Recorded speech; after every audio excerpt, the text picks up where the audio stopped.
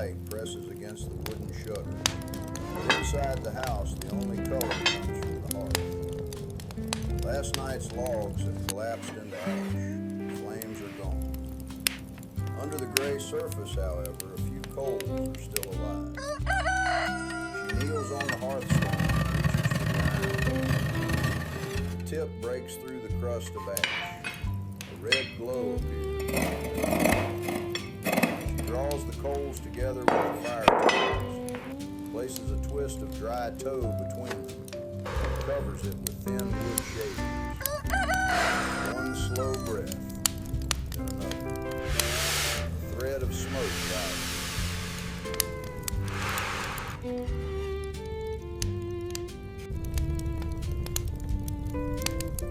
She lifts the bellows. The leather folds over and close to the soft side. Air moves through the bellows. Slow darkens, curls, and finally catches. A small flame stands up. Only now can the morning begin. Her husband is awake behind her, though he has not left the bed. He will be outside soon, working through the cold, and this meal must carry him farther than the front door. There will be no second breakfast waiting in a cupboard.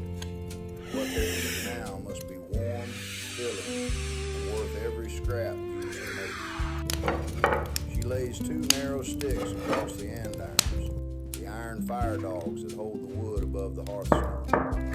A thicker piece follows. The fire answers with a dry crack.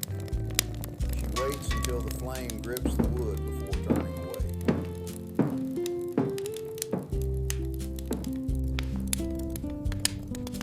Beside the hearth sits a wooden bucket filled the night before. She dips out water and pours it into a black iron kettle.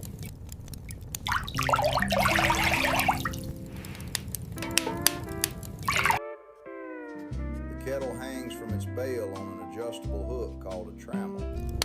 The trammel is suspended from the crane, a hinged iron arm fixed inside the fireplace. She swings the crane over the new flame. The kettle hangs high at first. Too close and the young fire may smoke or die. Too far and the water will take. There is no dial to it. Heat is controlled by distance, by the size of the coals, by a cook who has watched this hearth through every season. On the table waits a wooden bowl, a salt box, a stoneware jug of molasses, and a covered crock of Indian meal, a common name then used for cornmeal.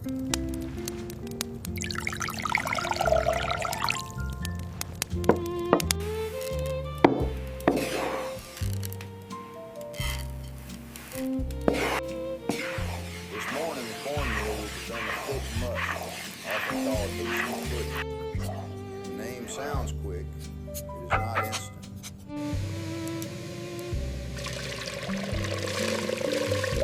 Pours a little cold water into the bowl and adds the first spoonfuls of meat. The wooden spoon moves slowly until the mixture becomes smooth. Starting it this way helps prevent hard lumps from forming when it reaches the kettle.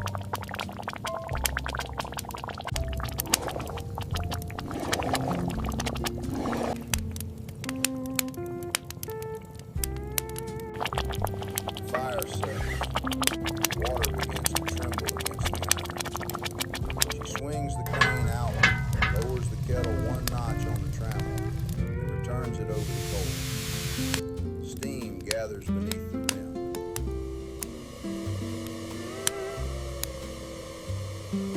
While the water heats, she opens the crock of salt pork. The piece inside is firm and heavily iron.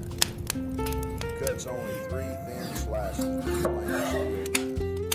The portions are small because the pork is not the center of the meal. It is there to give salt, fat, and flavor to everything around it. She covers the crock again.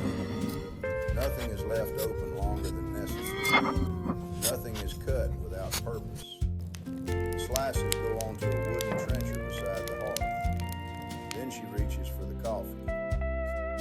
There's enough real coffee for 2 modest cups. That alone makes this a better morning. Coffee must be bought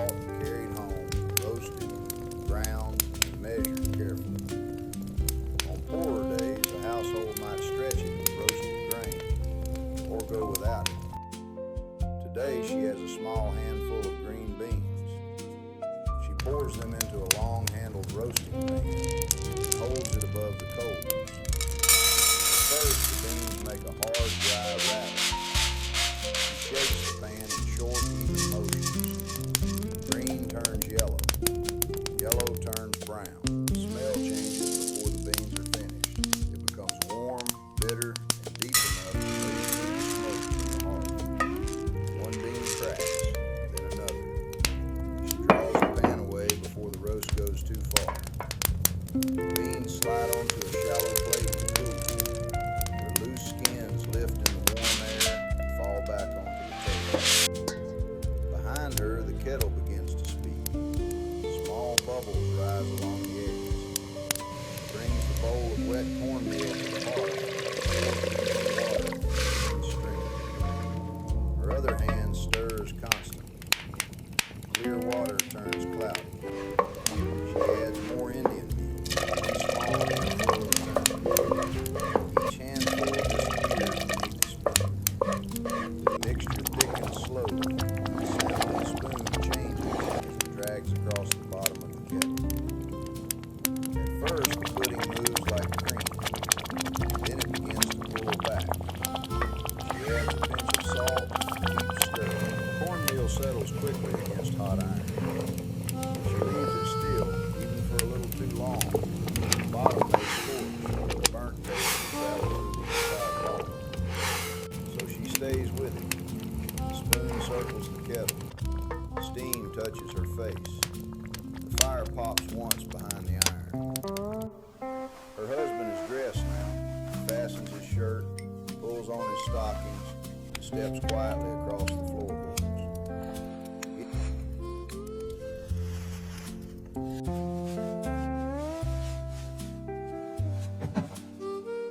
He does not need to ask how long breakfast will take. He can smell the coffee beans cooling on the table and hear the heavy movement of the spoon. She raises the kettle slightly on the trammel. The pudding can finish more gently.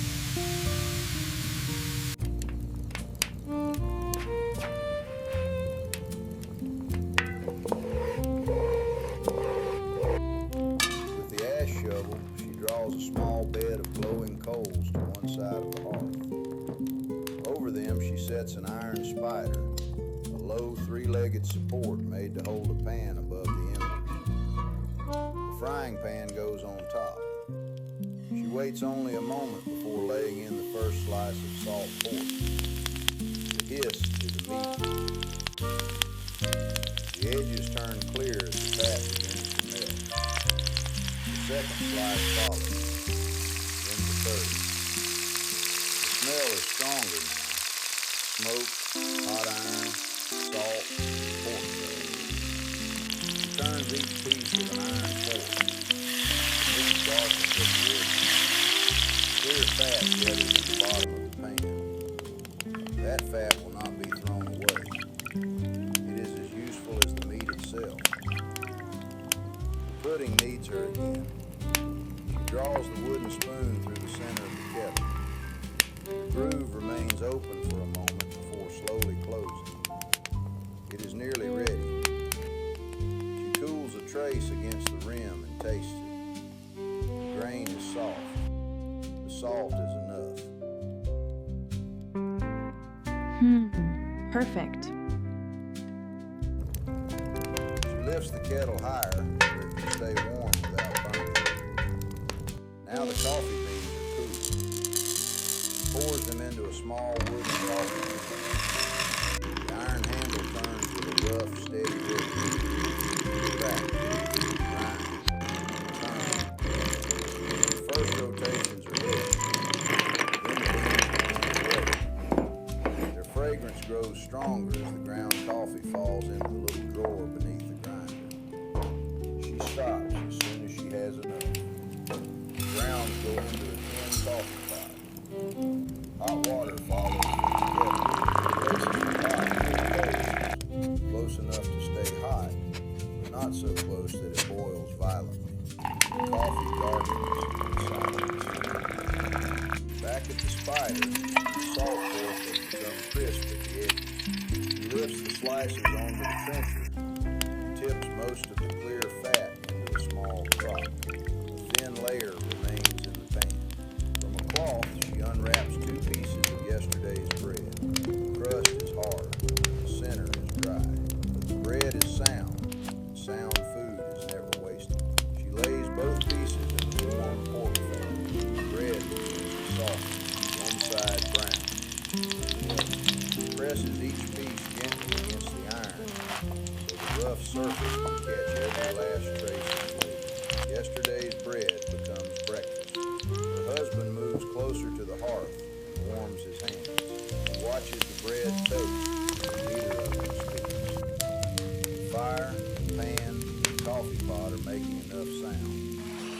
The coffee is ready to rest. She removes it from the heat and places it on the warm hearthstone. The grounds must settle before she pours. A hurried cup would be gritty. While the coffee rests, she sets the table. 2 redware bowls, 2 wooden spoons, 2 cups, a molasses jug, a small pitcher holding the last of yesterday's milk, a trencher with the pork and toasted bread. There is no abundance here, but there is enough. She takes the kettle from the trammel with a folded cloth around the bail and carries it to the table. The iron is heavy. She lowers it onto a wooden board. The spoon enters the pudding with a soft, thick sound. His bowl is filled first, then hers. The pudding settles into warm mounds. He pours a little milk around the edge. It slips beneath the surface and loosens the cornmeal where it touches. Then comes the molasses. A dark ribbon falls over each bowl. Not much. Enough to sweeten the first few spoonfuls. She divides the salt pork. 1 crisp slice for him, 1 for her.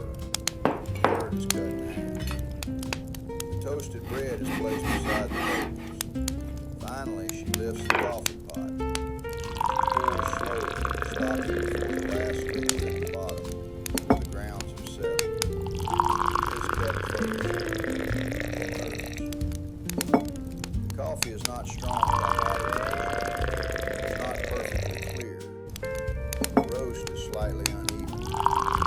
But it is real coffee, freshly roasted and freshly ground.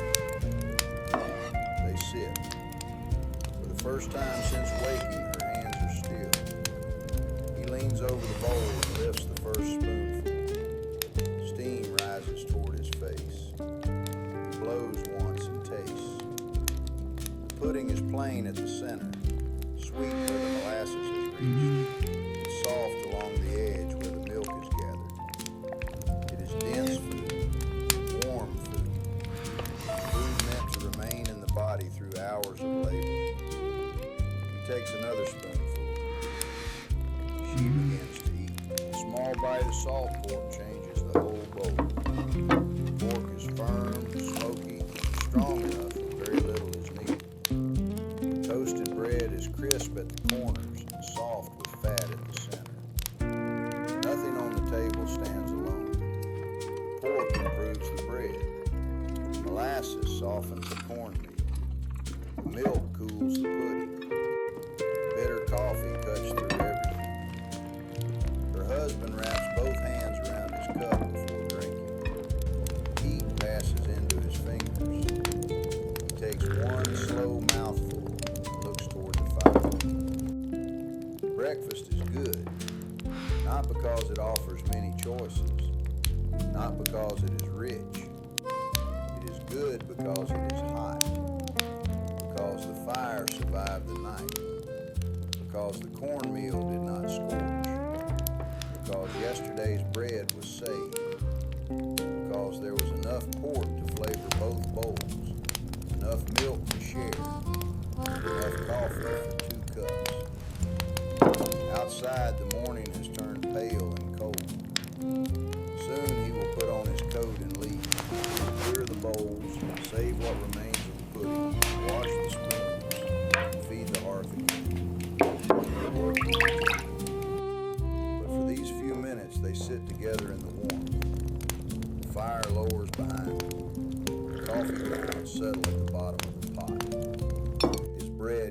the last trace of pork fat from the trencher. Her spoon passes through the final line of molasses in the bowl. To us, this breakfast may look poor. To them, on this morning, it is satisfying. It is warm. It is filling. And nothing has been missed.